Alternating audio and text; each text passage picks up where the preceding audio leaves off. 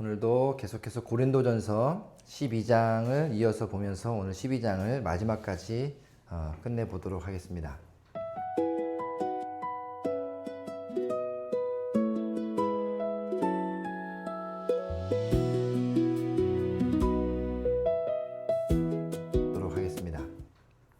오늘 12장의 내용을 읽고 나서 든 생각과 또 어떤 큰 주제, 그리고 우리가 기억해야 될 상황들을 좀 제목으로 오늘은 요약을 좀 해봤습니다. 한 목소리로 읽고 나면 오늘 말씀을 정리할 때 도움이 되지 않을까 싶습니다. 같이 한번 읽어보겠습니다. 한 성령으로 한 몸으로 그리스도를 위하여. 네, 사실은 되게 당연한 이야기들을 오늘은 하게 될 겁니다. 근데 문제는 이 당연한 이야기가 당연해져야 되는 시대인데 이 당연한 이야기가 당연하지 않은 시대를 살고 있기 때문에 당연한 이야기를 한 번 더 하면서 우리가 돌아봐야 되지 않을까 싶습니다. 먼저 13절부터 16절에 우리가 바울이 쓴 이 서신서들의 내용을 보면 제일 먼저 알 수 있는 건 왜 이런 편지를 보냈느냐예요. 그러니까 역으로 보면 편지 내용을 읽으면서 어떤 문제가 당시에 문제로 이슈화됐기 때문에 바울이 이것을 언급하는가를 알 수 있고요. 그 이후에 바울이 그것에 대해서 어떻게 제안하고 그다음에 권고하고 권면하고 또 이렇게 좀 자기의 의견을 피력하는지를 볼 수 있는데, 오늘의 내용을 보면 역사적 배경으로 보면 당시에 일단은 서로 뭔가 자기가 잘났다고 이야기하는 상황이죠. 그러니까 바울은 우리가 다 한 성령으로 하나 된 사람들인데 뭘 서로 이렇게 잘났다고 얘기하십니까? 라고 얘기하면서 우리가 다 그리스도의 한 몸이다. 예수 그리스도를 머리로 한 몸이기 때문에 그렇지 않다라고 얘기를 하니까, 그러면서도 몸이라고 했다고 해서 여러분 몸에 달린 팔과 다리만 중요한 게 아니라 여기에 있는 것도 다 같은 역할을 하는 거다라고, 사실 당연한 얘기인데도 그렇게 하는 거예요. 하도 거기에 대해서 얘기를 하니까. 그러면서 마지막에 가면서 더 큰 은사를 사모하라라고 얘기했다는 얘기는 당시에 자기들이 갖고 있는 은사를 굉장히 귀히 여기는 거예요. 자랑하고. 그러니까 아니 그거 말고 여러분께 주어지는 다양한 은사 말고 더 큰 은사를 삼으십시오. 그 더 큰 은사가 무엇인지를 우리가 아는 것이 필요하고, 더불어서 그들이 갖고 지금 자랑하고 있는 것들에 대해서 바울은 굉장히 이 부분을 원어로 보면 되게 좀 재밌다는 표현이 적절할지 모르겠지만 바울의 의도가 좀 들어있거든요. 당시에 방언에 대해서 고린도께서는 가장 화두가 있었다고 해요. 그러니까 방언을 하냐 못하냐를 가지고 성령의 충만함을 드러내냐 못하냐를 한 거예요. 여러분 되게 우리랑 비슷하지 않습니까?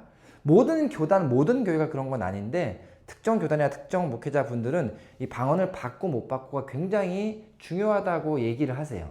그래서 심지어 우리가 방언 집회라는 거를 할 만큼 사실은 조금 웃길 수 있거든요.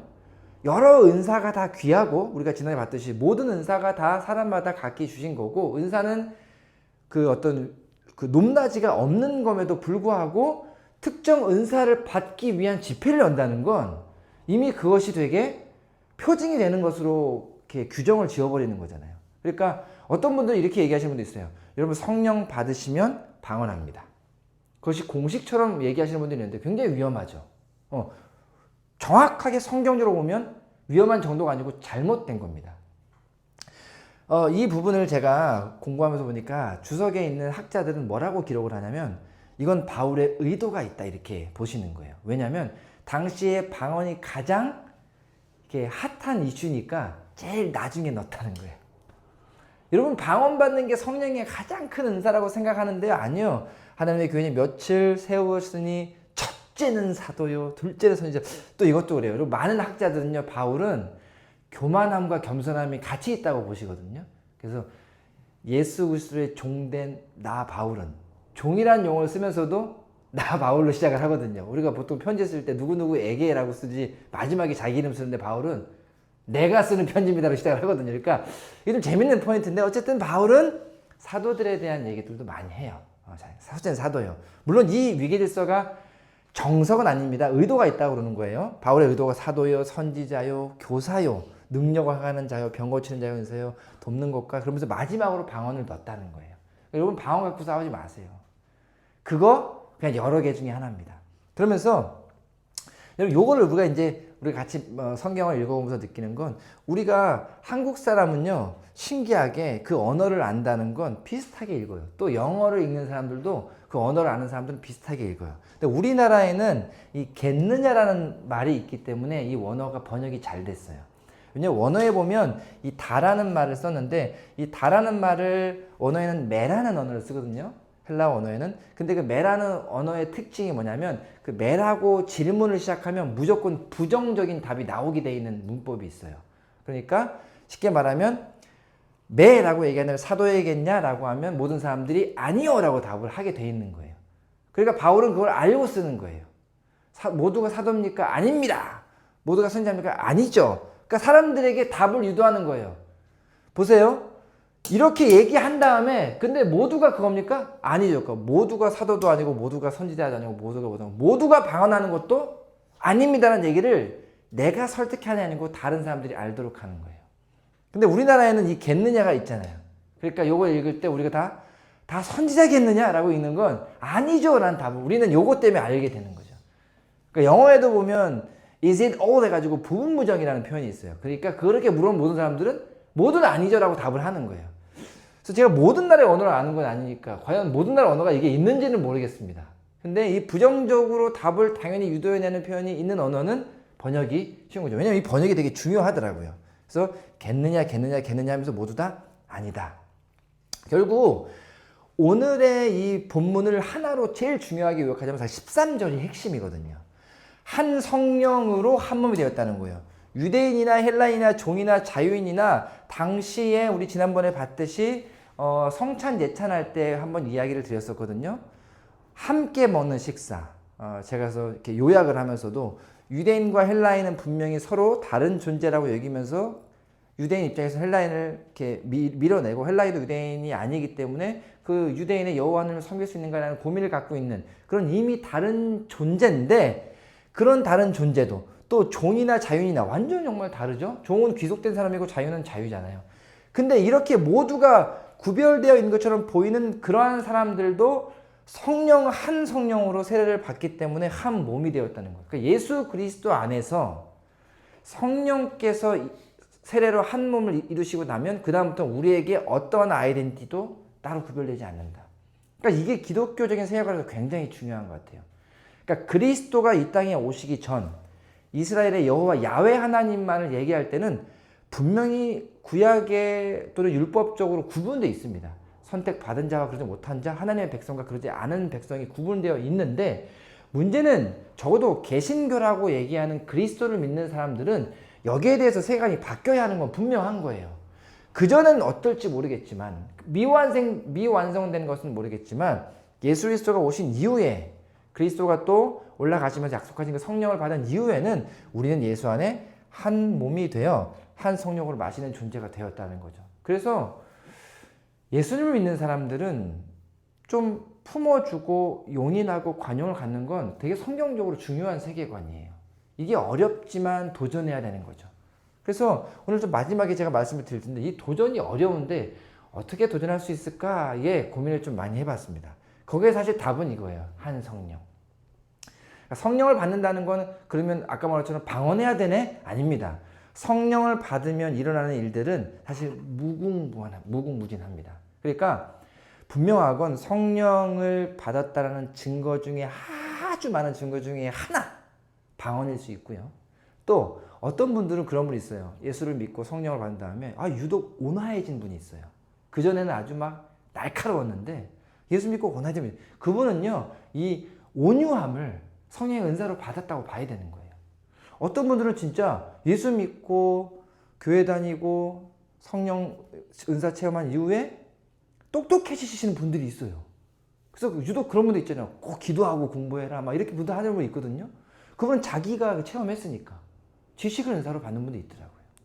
그러니까 다양한 은사가 있는데 우리가 은사를 소망하고 이렇게 막 희망하고 기도해야 되는 그런 중요성도 있지만 내가 받지 못했다고 해서 이렇게 낙심할 필요 없고요.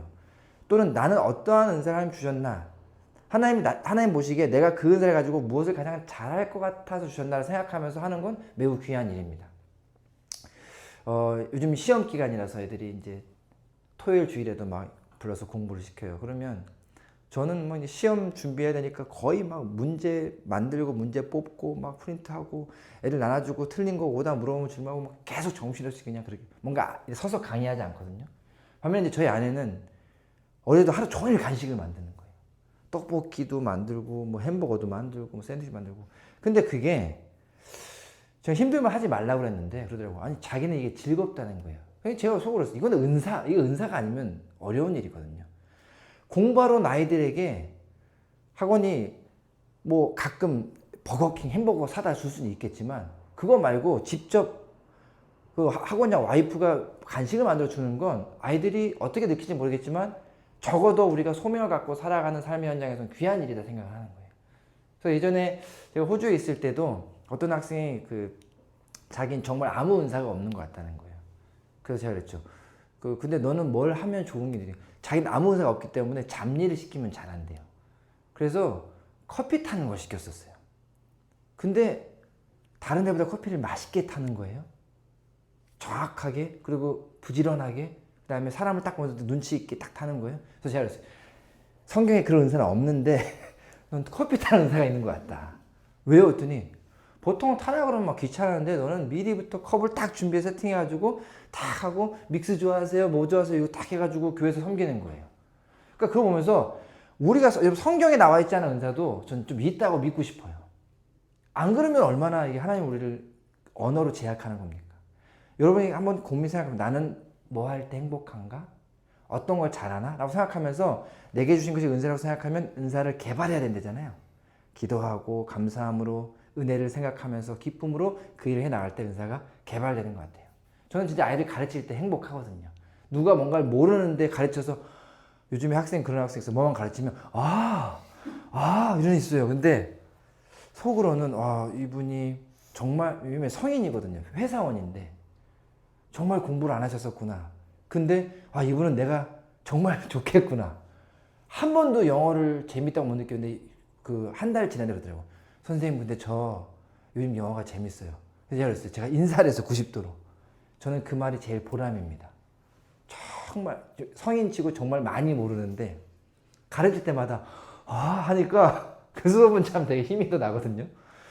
가르칠 때마다 이렇게 뭔가 잘하는 거 보면 조금이라도 개선해 보면 그렇게 행복한 거 보면 하나님 나에게 가르치는 은사 주신 거 맞구나. 그래 즐겁게 일하자 이렇게 생각을 합니다. 그래서 성경을 가르칠 때도 성경은 가르친다는 표현이 되게 조심스러운데 제가 배웠던 내용을 조심스럽게 제안하고 또 조심스럽게 설명하고 최대한 근거를 찾아서 이야기하면서 건강한 토론과 건강한 질문들에 답을 하는 건 저는 중요한 배움의 자세라고 생각을 해요. 그래서 제가 뭔가 권위가 있고 성경에 대해 통달했기 때문에 가르치는 게 절대 아니고요. 제가 성경을 어떻게 보면 좋은지를 신학교 때 배웠고 제가 먼저 하나님 앞에서 말씀을 보면서 고민하고 모르면 많은 자료들과 서적들을 통해 공부하고 이것이 저는 이 생각이 옳은 것 같습니다 라고 조심스럽게 나누고 여러분의 생각을 가지고 성령께 질문하면서 그걸 가지고 은혜를 구하고 스스로 그것들을 믿음대로 아멘 하시면 살아내도록 하는 것이 제가 원하는 설교입니다. 오늘도 그래서 계속해 나가도록 하겠습니다. 한 성령과 한 몸이 됐다는 건 한 성령이기 때문에 다른 지체들이 한 몸이 되었고요. 여러 지체가 있으나 그것은 여러 은사가 있다는 말로 바울은 같이 비유적으로 하고 있습니다. 성령이 같기 때문에 우리가 한 몸이고요. 지체가 되게 다양하지만 그것처럼 은사도 다양한 겁니다. 그래서 손과 발과 눈과 다리가 서로 뭐가 귀하다, 뭐가 잘났다라고 얘기할 수 없는 것처럼 여러 은사가 있지만 어떤 은사가 더 귀하다, 뛰어나다 얘기할 수 없다라는 거예요. 자, 그래서 우리가 이 말씀을 통해서 먼저 잘못된 오해를 바로잡을 필요가 있습니다. 자, 제일 많이 오해하는 게 성령 세례는 일부 성도만 받는다라고 오해를 하는 거예요. 그러니까 즉 방언 받으면 성령 받았네. 이 사람은 통역도 해, 통변도 해. 이 사람은 랄랄라 해, 저 사람은 발랄라 해. 또 방언의 얘기도 엄청 많아요. 근데 뭐가 됐든 성령 세례는 일부의 성도만 받는다라고 일부만 특정화하는 것은 잘못된 거다. 바울의 의도는 뭐냐면 모든 성도는 한 성령으로 한 몸이 되었으니까 특정한 게 아니다라고 얘기를 하고 있습니다. 또 다른 오해는 방언은 모든 성도가 해야 된다라고 아까 말씀드린 고린도 교회는 그 굉장히 중요시 여겼다는 거예요. 그런데 바울은 얘기하죠. 아까 얘기했던 다 방언을 말하겠습니까? 모두가 답하는 거죠? 아닙니다라고. 여러분 답한 것처럼 맞습니다. 질문은 아니다라는 걸 전제하고 있습니다. 눈에 띄는 은사가 더 중요하다라고 얘기해요. 그래서 이 사람은 병을 고쳐, 저 사람은 뭐해? 그러니까 예수님 당시에도 예수님이 막 기적을 행하니까 사람들이 몰렸다는 거예요. 사람들은 메시아라서 몰린 게 아니고요. 기적을 행했기 때문에 몰린 거예요. 사람들은 하나님의 아들이라고 믿어서 몰린 게 아니고요. 저 사람이 5천 명을 먹였기 때문에 몰리는 거예요. 사람들은 분명 보이는 걸 중요하게 여기겠죠. 그러나 바울은 22절에 약하게 보이는 지체가 더 요긴할 수도 있다. 그래서 제가 이런 부분 할 때 예전에도 많이 언급했던 것 같아요. 손가락 자랑 얘기 한번 했잖아요. 웃자고 하는 얘기지만 엄지가 나는 최고로 할 때 이렇게 하니까 내가 최고야라고 얘기하니까 두 번째가 그랬대잖아요. 야 뭔가 포인팅 하다고 지적할 때 내 손을 쓰는 거야. 그건 다 필요한 거야 했더니 가운데 있는 애가 요즘 같으면 욕할 때 쓰는 거 이럴 것 같은데 가운데 내가 이제 키가 제일 크다고 자랑을 하는 거예요.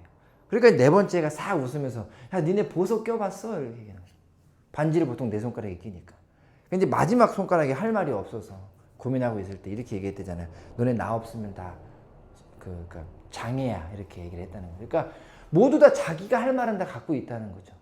근데 약해 보이는 것이 더 요긴할 수 있다는 바울의 얘기는 여러분 약해 보이니까 약할 것 같죠? 근데 그렇지 않다는 얘기예요. 하나님의 의도대로 사용을 하는 것이 하나님의 때와 타임이 있기 때문에 여러분들이 판단 기준에 높낮이는 아니다라는 걸 명확하게 하고 있고요. 또 직분은 서열이다. 당신 뭐 지금이나 그때나 교회 직분에 대한 어떤 건 되게 사람들이 얘기를 했던 것 같은데 직분의 목적은 몸을 세우는 것이고 우열을 가는 것이 아니다. 지난번에 얘기했던 직분은 서열이 아닙니다. 교회에 있는 직분은 서열이 절대 아니라 교회를 가장 교회답게 만들기 위해 주어진 역할임을 기억해야 되고 사실 서열로 따지면 세신자가 제일 높아야 되거든요. 그 다음에 어린아이가 가장 사랑받아야 되는 거거든요. 여러분 이제 곧 오시겠지만 그분이 오는 순간 집안의 모든 시계와 어떤 방법은 다 그쪽으로 초점이 가거든요. 무엇을 먹을까, 언제 모일까, 어디를 갈까가 그 작은 생명체 때문에 바뀌어요. 그러니까 이 하나님의 나라가 우리가 인생에 살면서 우리의 사고로 당연히 이해가 되는데 슬쩍 어른들의 생각으로 바뀌고 슬쩍 효율이나 사회적 잣대를 갖다 놓으면서 이게 더 나은 게 아니라고 변질이 되어갈 때 조심해야 돼요. 그 오해를 낳으면 안 됩니다. 은사는 개인의 능력을 자랑하기 위한 것이다 라고 얘기하면서 나는 이거 있어 이것을 뭐 자랑을 했다는 거예요. 하지만 바울은 이렇게 얘기합니다. 은사는 교회를 세우고 서로를 섬기기 위한 것이니까 제발 자기 세우지 말고 교회를 세우십시오. 큰 은사는 기적을 많이 행하는 것입니다. 그래서 우리 어렸을 때도 부모님들 제 얘기도 큰 목회하게 해주십시오. 큰 일꾼 되게 하십시오. 하나님 크게 써주십시오. 그 도를 들을 때 듣기 싫진 않아요. 큰 사람 되라는데 누가 싫어요. 목사님들 기도할 때 막 큰 할 때 힘도 엄청 줍니다. 안수기도 할 때. 큰 사람 되게 하십시오. 사실 누른데 어떻게 큰 사람 되니까 작은 사람 되지. 막 눌러요. 근데 그런 안수기도를 받을 때 저도 너무 좋았어요. 아멘 아멘 했어요. 근데 제가 나이가 들고 성인이 되어 가면서 신학을 공부하고 성경을 보면서 큰 목회는 뭐고 작은 목회는 뭐지라는 질문을 분명 하긴 했습니다. 여러분 큰 사람은 뭐고 작은 사람은 뭡니까? 큰 사람은 키가 큰 사람과 키가 작은 사람은 분명한데 우리가 이 사람은 큰 사람이야 얘기할 때 덩치를 보고 얘기하는 게 아니고 그 사람의 생각의 깊이, 마음의 넓이 이런 걸 보거든요. 이 사람 진짜 큰 사람이구나. 그러니까 어떤 등치는 작고 왜소하고 내지는 뭔가 좀 허술해 보이는데 사람이 큰 사람들이 있어요. 그런 사람이 멋진 거잖아요. 그리고 큰 목회, 큰 교회가 아니잖아요. 저는 어떤 게 큰 목회 같냐면 남들이 절대 품을 수 없는 사람을 품는 게 진짜 큰 목회 같아요. 그래서 물론 많은 이렇게 논쟁이 있지만 바퍼 사역하시는 목사님 있죠. 이런 분들 진짜 큰 목회 같아요. 또 뭐 저기 나병 환자촌에 가시면 하시는 분도 있어요. 이거는 저는 꿈도 못 꾸고 엄두도 못하는 사역을 하는 거잖아요. 큰 목회 같아요. 제가 탄자니아 가면 선교사님 뵐 때마다 늘 그래요. 저희는 일주일 가도 힘들어요. 녹초가 돼요. 막 1000km, 2000km씩 운전하고 다니고 맨날 텐트 생활만 그렇게 하시고 우리야 가끔 먹으니까 그게 맛있을지 모르겠지만 매번 그거 드셔요. 아침에 빵 구워가지고 아보카도 반 잘라 얹어놓고 현지 꿀 얹어놓고 토마토 이렇게 기름에 해가지고 그 아침이에요. 그 다음에 짜이라고 하는 거 차 이거 타가지고 먹고 우리는 뭐 새로운 음식, 스페셜한 음식 그 매일 드신단 말이에요. 그거 하면서 목사님도 오면 목사님 자기는 선교사니까 목사님들 높고 성격이 좀 낮은 것처럼 행동을 하세요. 그리고 그런 분위기니까 저는 그분이 진짜 큰 목회한다고 생각해요. 본인은 그래요. 자기도 예수원단 출신이지만 어디 가서 이렇게 목사가 아니기 때문에 설교하는 게 되게 조심스럽다는 거예요. 그래서 우물을 파고 다니면서 설교 안 하세요. 그냥 우물만 파고 기도만 해주시는 일을 해요. 그래서 목회자가 왔을 때 진짜 좋은 설교를 하면 그렇게 은혜를 받는다는 거예요. 근데 저는 그러죠. 하나님의 나라는 설교로 바뀌는 게 아닙니다. 누군가는 한 번 와서 설교하고 가겠지만 선교사님 여기서 살아내기 때문에 그게 더 귀한 목회입니다. 저들의 필요를 채워주고 저들의 목마름을 해결하는 거 예수님이 하시고자 하는 일을 선교사님 하고 계십니다. 귀한 목회입니다. 여러분 그게 진짜 큰 목회죠. 그렇게 제가 살면서 고민하는 것에 실제적인 답을 보면서 큰 것을 자랑하는 것도 개인의 능력이 아니라 감당할 수 없는 주님께서 주신 힘으로 해내가는 것들. 그리고 내 입이 아니고 저 사람들의 입으로 증명되는 게 훨씬 귀한 거예요. 그래서 바울은 더 큰 길인 사랑을 소개하며 은사의 가치가 사랑 안에 드러난다는 걸 말합니다. 그러니까 큰 사람들, 큰 목회라는 건 눈에 보이는 크기가 아니라 마음의 크기고 사랑의 크기인 거죠. 자신의 삶을 다 들여서 생명까지 드리면서 말도 통하지 않은 곳에 예수를 전하게 오신 선교사님들, 그렇게 죽어간 분들, 그분들이 사실은 바울이 말한 더 큰 은사를 가지고 사랑을 베푼 분들이죠. 우리가 이 잘못된 오해에서 바른 이해, 바울의 의도를 가지고 이 세상을 살아야 되는 것이 분명합니다. 그것을 통해서 오늘 얘기를 조금 더 끌어가 보고자 하는데, 바울의 신학을 고민할 때 제일 많이 언급하는 게 바울이 말한 이 교회라는 거예요. 그 body of Christ, 그리스도의 몸, 그 다음에 교회의 원어인 에클레시아, 모임.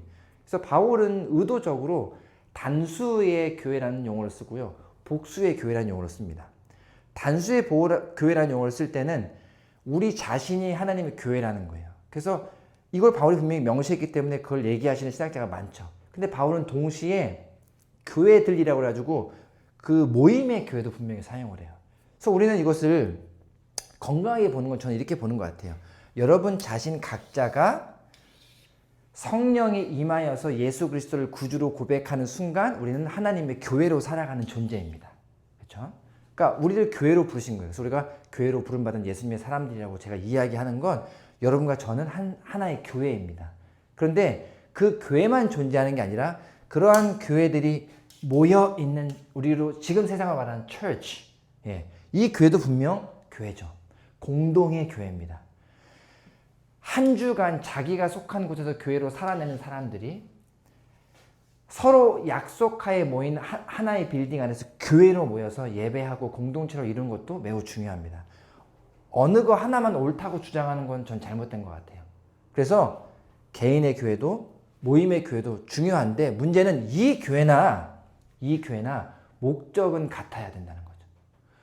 한 성령으로 한 몸이어야 되는 근본 목적과 본질은 같아야 하는데 우리가 이 교회에 대해서 소홀하고 이 교회에 대해서 너무 집중하면 교회가 신격화되거나 교회가 문제가 생기는 것 같아요.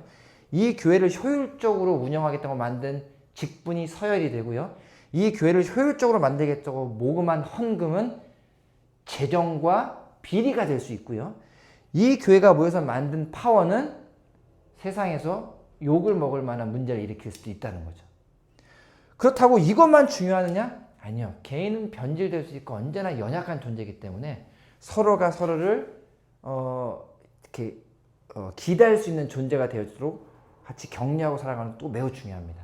그래서 우리가 본질을 회복하는 것이 개인의 교회나 공동체의 교회나 중요한 일입니다. 그래서 오늘 바울의 얘기하는 속에서 본질을 좀 더 바라봐 주면 교회 그 자체가 아닌 그리스도를 위해 존재한다는 거예요.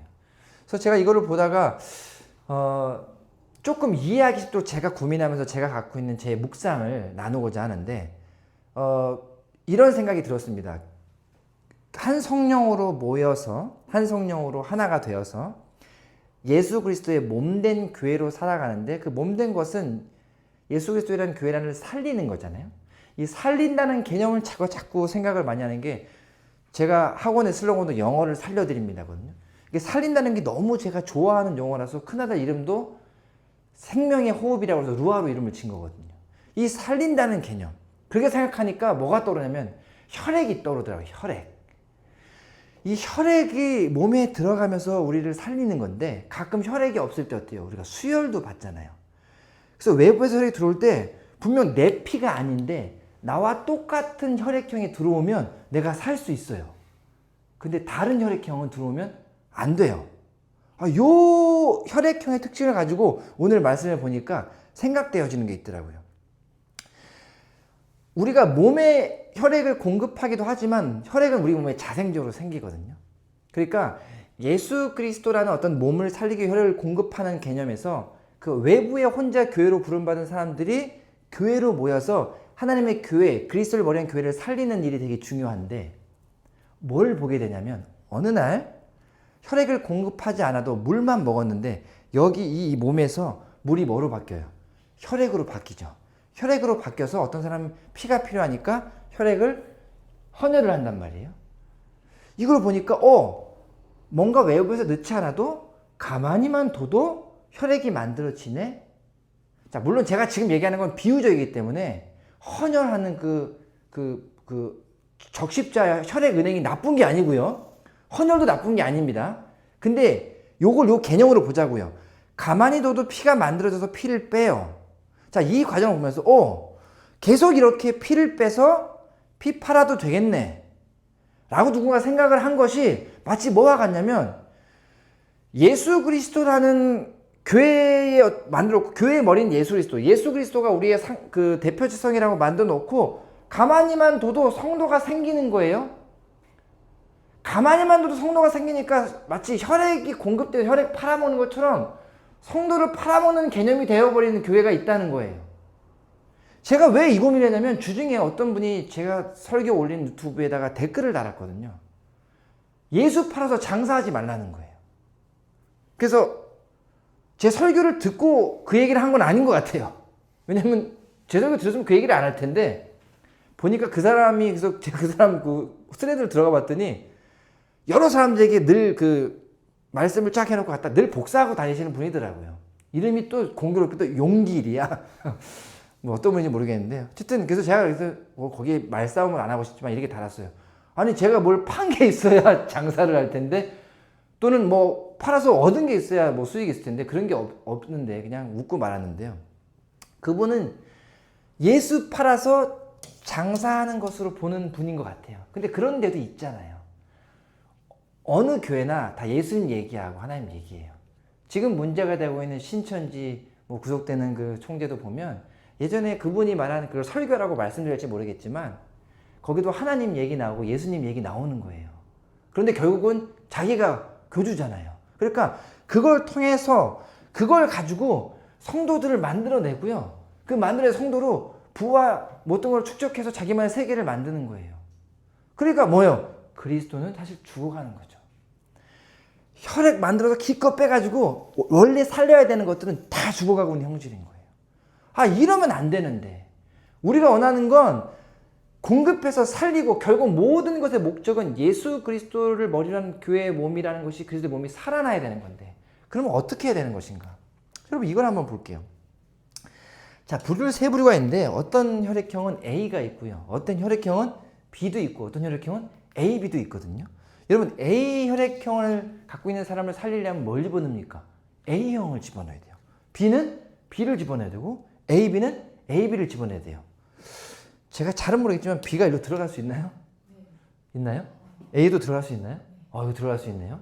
자, 요거 보면 어떤 생각이 드냐면 여러분 우리나라에도 교회가 되게 여러 개 있는데 어떤 분들은 어떤 교회를 좀 못 다녀요. 근데 어떤 분들은 그 교회에 또 맞는 분들이 있어요. 또 이런 분들 못 다니는데 맞는 분들이 있어요. 특정 분들은 또 가는 분들도 있어요. 그러니까 이 교회도 신기한 게 사람들 있잖아요. 교회를 다녀보다가 나랑 맞는 교회를 찾는다는 거예요. 그거는 어떤 사람들이 모인 곳이니까 그럴 수 있어요. 그거 자체는 이해가 돼요. 그러니까 혈액형으로 볼 때 이해가 돼요. 근데 바울이 말한 한 성령으로 하나 되어서 교회가 만들어진 거라면 어때요? 누구나 갈 수 있는 교회여야 되는 거예요. 그러고 보니까 어떤 혈액형이 보이냐면 O형이 보이는 거예요. 자, 또 오해하지 마십시오. O형은 좋은 거고. 아니요. O형이 성령의 성령 같은 거예요.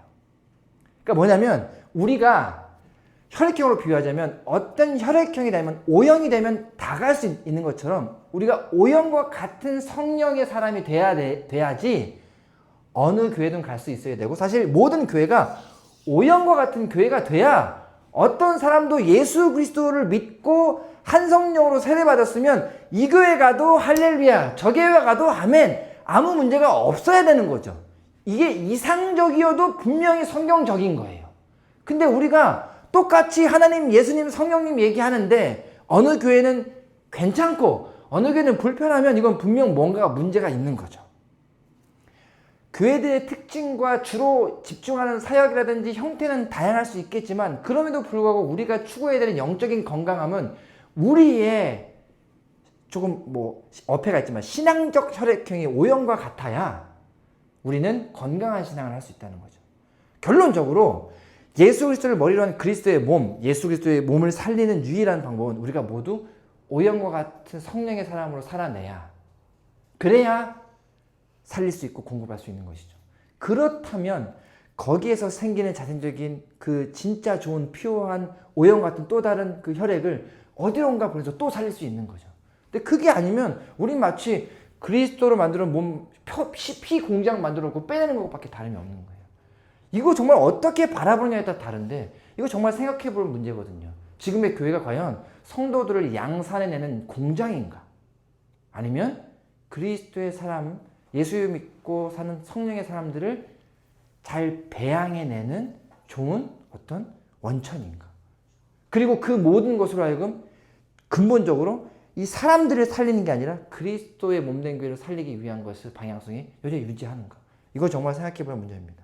그래서 교회의 회복은 결국은 한 성령으로 한 몸이 되는 것. 당연한 얘기지만 다시 한번 우리가 기억해야 하는 얘기가 아닌가 돌아보고 있습니다. 여러분, 우리가 혼자 살아가는 교회이든지 여러 명이 모여서 함께 신앙생활하는 교회든지 어떤 교회의 형태여도 잊지 말아야 하는 건, 우리를 부르신 것은 예수 그리스도이고 우리를 하나 되게 하신 능력의 분은 성령 하나님이심을 기억하고, 그분이 나에게 오셔서 오늘도 나와 함께 하심으로 내가 오늘 예수님의 사람으로 살아갈 수 있음을 기억해서, 저기도 예수님의 사람이면 그분도 나와 똑같은 DNA, 성령의 DNA가 있음을 기억하고 그것으로 소통할 수 있도록 해야 되는 겁니다. 우리의 육신의 것으로 소통하면 안 맞죠. 어떻게 맞겠습니까? 그래서 예수님의 사람끼리 같은 한 성령으로 한 마음으로 은혜를 구하면서 소통하면서 교회가 교회다워지고, 나의 교회도 교회다워지고 우리의 교회도 교회다워져서 그것을 바라보고 나도 그 공동체, 나도 그곳에 좀 들어가고 싶어요 라고 생명을 얻을 수 있는 일들이 여러분의 환경과 우리 가정, 우리의 일터, 우리 모든 곳에 있어지기를 주의 이름으로 축복합니다.